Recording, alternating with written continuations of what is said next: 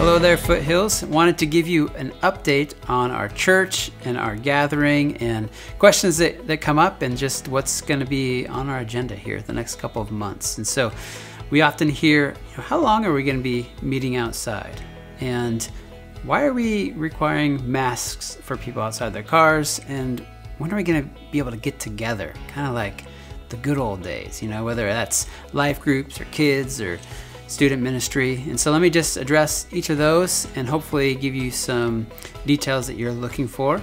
And we love to share these on Sunday mornings as well, but we thought this would be an opportunity to kind of open up behind the curtain and let you in on what our thinking is and what our processes are. We're outside for now. The weather's good, and people are enjoying either in their cars or grabbing a lawn chair and a face mask and joining our drive-in services, or even just joining us online as they can. And we're going to continue doing that as long as we can. And so we don't have like a 8-week plan or a 4-week plan, but the weather's good, and oftentimes the weather's good here through September and even into a good chunk of the month of October as well. There might be a point where it is just not good weather and we have to pull the plug on that and find a way, hopefully, to come inside, or maybe even just remain online only. And so one thing you can do is you can pray for us as elders. On September 13th, we're scheduled to meet. It's our monthly meeting, one of our monthly meetings that we do as elders, and we process and pray and plan a lot as elders. And we'll be looking at what our next steps are to get back in our building, if that's feasible and possible to do that in a safe way. So you can be praying for us, and hopefully some details will come after that meeting in the weeks following.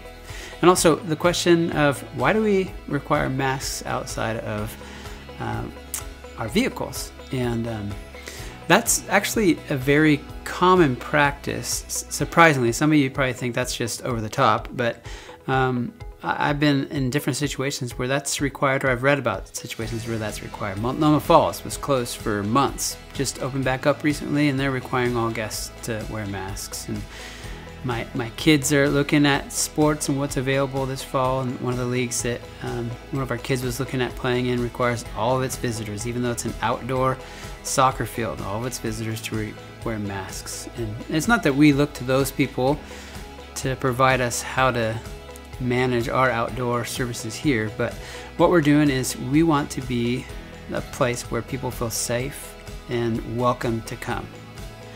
And so wearing masks provides, we think, the proper place and setting for people to come and know what to expect. And so one of the things that's been stated over and over again in a lot of articles is that when people are together and they sing, they project. And that means more things come out other than just the volume of our voices and our singing, but also things come out, and masks protect us from that when we're around other people. And then, as we know, people who are gathered together like to be close, and mask is a protection when we can't always assure that 6 feet of separation can be maintained as the guidelines have set out.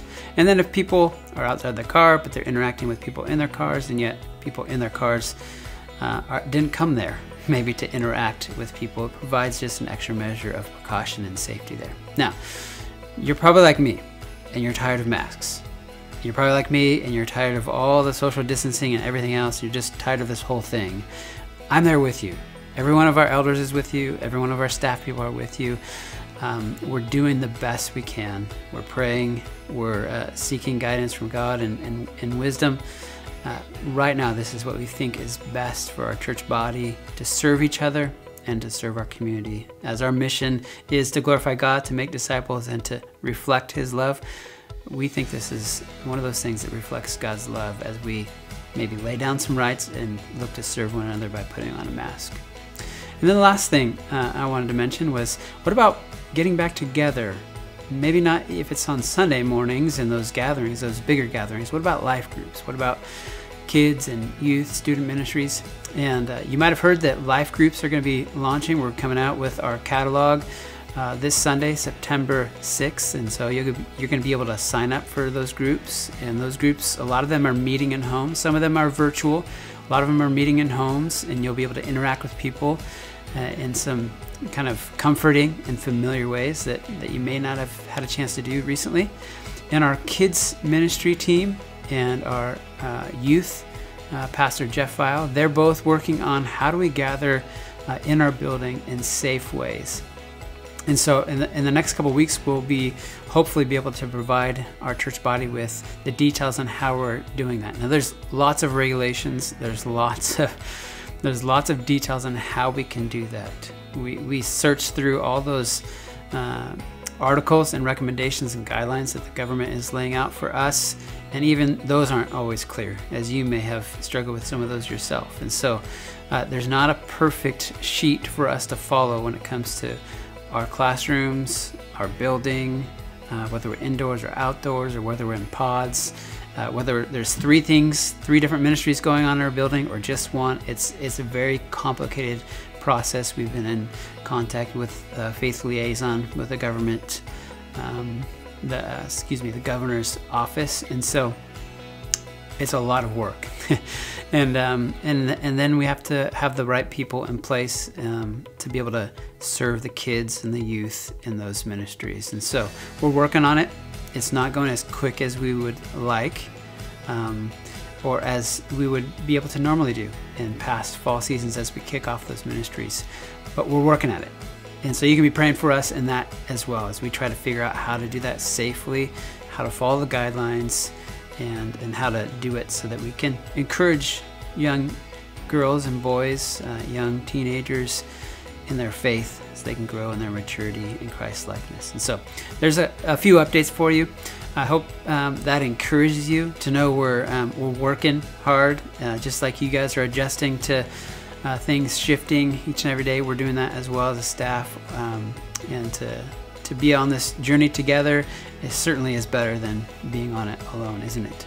And so I hope to see you on the Sundays coming up, and as we gather in life groups, and as hopefully our kids and our youth ministry kicks off soon, we hope to engage your families in those ways and serve them in those ways as well. All right, God bless you.